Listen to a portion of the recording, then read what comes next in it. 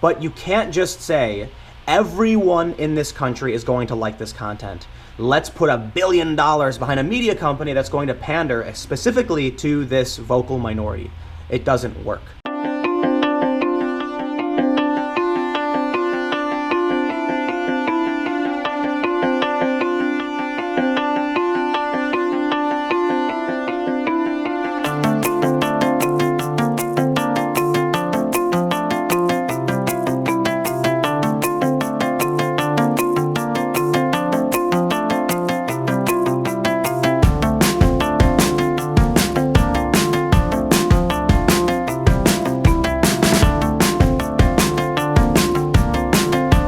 How's it going, everybody? I am currently in Boston because on Saturday there's going to be another free speech rally. Trump supporters are going to come out and rally for free speech, and many people expect Antifa, anarchists, whoever to show up and counter-protest.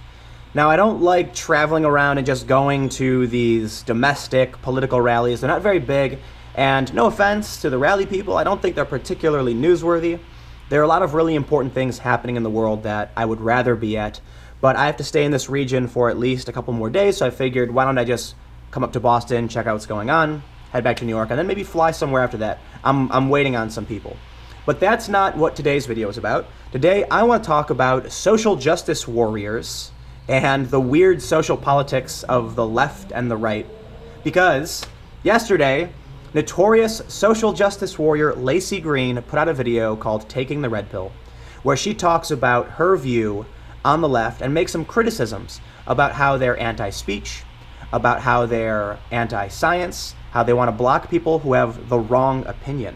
So many people have said that Laci is being red-pilled.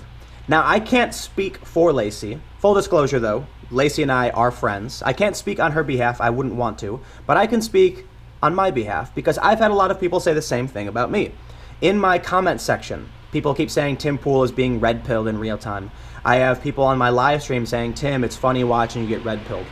And here's what I have to say. No, I'm not being red-pilled, because if what you're seeing of me is being red-pilled, then I was red-pilled a long time ago. I've always been pro-free speech. I've always been critical of those who are trying to shut these things down.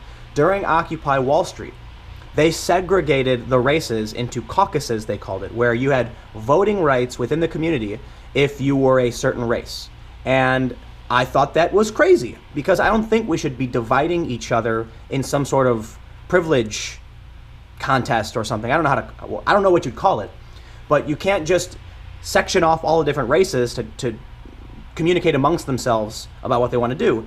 To me, that is regressive, and that's why I think we hear people say regressive left. But I have always been critical of this. Again, I've always been free speech. I am pro-science, and so I am much more moderate. But there's something weird that has been happening as of late. Look, when I was growing up, if you were a liberal, it typically meant that you were for universal health care, free college tuition, or college programs. You were pretty much on board with more government programs. And if you were conservative, you wanted to cut the programs down, you wanted to balance the budget, save money, and conserve, right? There was also some religious connotation in the 90s that I think a lot of people who were Republican had, and still exists a little bit today. But that's different on the whole today. Because now, when someone asks you if you're liberal or conservative, I don't know if they mean, are you a social justice activist or are you an anti-feminist? Because I've had people say, Tim's so conservative simply because I've criticized people who try to shut down free speech. And I've had people say, Tim's so liberal simply because I tend to be from a city and I have, liberal views on, say, abortion or something. To me, it's no matter what I do, I'm gonna be conservative or liberal simply because I'm like a weird cross section. So look, racism, of course it's a real thing. Sexism, absolutely a real thing. But for me, I don't think we should be dicks to each other. And that means no matter what someone's race or gender or identity is, you should be cool with them. I mean, hey, whatever, you do you, I'll do me, right? So I've talked about this before, but I'm a mixed race person, and if someone starts ragging on white people, I'm like, dude, why would you do that? Don't rag on someone because of the color of their skin. That's how I grew up. And because I have the opinion that you shouldn't hold someone back or criticize them or insult them based on the color of their skin or their race or their gender or identity, I'm told that I'm conservative? It's a really weird place to be, I gotta tell you what. So here's what I'll say about Laci. She makes a bunch of really amazing points. She brings up the fact that the left tends to view words as violence. They're changing the definitions of words. And they say that speech is violence. But the reason that's problematic is because, let's say someone punches someone else in the face, actual violence, and then someone else insults that person. They call that violence too, but it diminishes the physical strike to the face, which can actually damage a person's body. So they're not the same thing. But the definition of words has been changing for the regressive left. They say that violence doesn't include property, that you can go around smashing things and that's not violence. Well, according to the average English speaker, as it pertains to the dictionary definition, violence does include property destruction. They say that bigotry is racism. Bigotry is when you don't tolerate other people's opinions. And they say that racism is institutional power. No, racism is positive or negative discrimination based on someone's race or the belief that one's own race is superior.